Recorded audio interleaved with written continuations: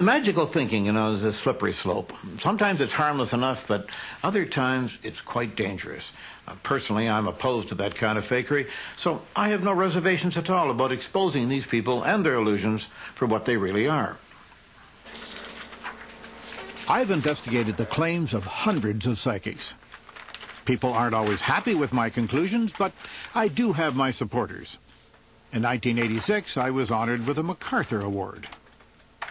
Unfortunately, most of the prize money went into defending myself against a series of libel suits related to one of my earliest and most controversial investigations. The subject was Uri Geller, a young Israeli who claimed to have supernatural powers. His remarkable affinity for metal and his psychic abilities are well documented all over the world. In the early 1970s, Geller became a superstar, the most famous psychic in the world. Okay, just a second, look at me. Visualize everything that you drew once more. He claimed to read people's minds. I'm gonna show what I got, and if I'm wrong, then I'm wrong, but it really came very strong in. It could be two mountains with around the tip of the spoon, very, very gently. Okay. What I'm doing is I'm trying to melt the metal down. Yes, you see, I feel it. It's yes, going. It's getting loose. Yeah. And there's no force at all in my hands. Yes, look what's happening. There's no force at all. Look, the whole, you see, it's becoming like plastic. Ready to fall off. And touch it here where I'm stroking it. There is absolutely no... That is eerie. I have a wisdom tooth. If you can see, the metal is beginning to crack here. It's breaking. Yeah, see And what's... he's just Look, it's becoming, it's like Look, putty finish. wax. You see? Look. And keep stroking look at it here. Look, you see the... No, don't. You see the crack is becoming bigger. Yep. I melt the metal down, so Ow. I want it to bend. I just say bend. Yeah, you melted it. You see? Now, wait a minute. Keep stroking your keys more. And people at home, want your watches to start working, or if there is a radio that is broken, want it to start working. Television broken, just wanted all those broken things. Now, What Geller was saying, effectively, was that wanting things could make them so.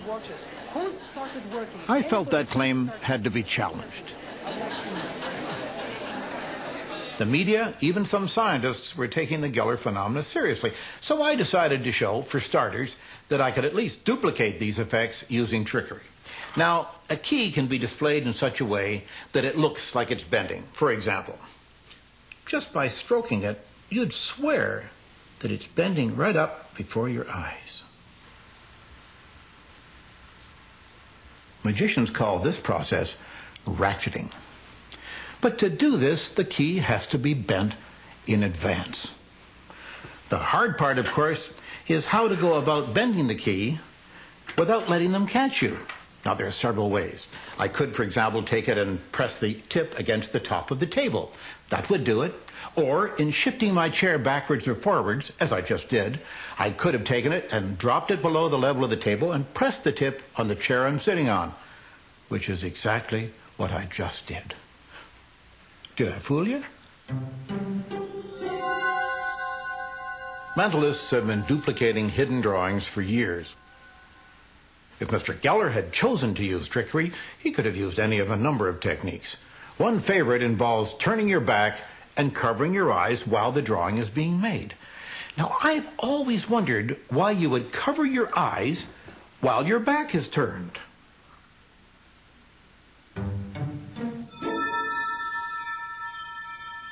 But melting metal is something else again. It's done something like this.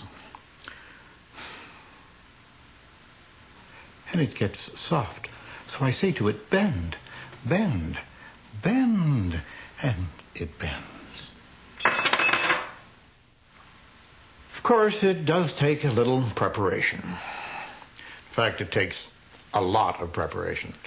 Now, this isn't proof positive that other demonstrations aren't the result of supernatural power, but isn't this a more reasonable explanation? And then, of course, there was Mr. Geller's appearance on The Tonight Show. I got a call after they booked him to appear.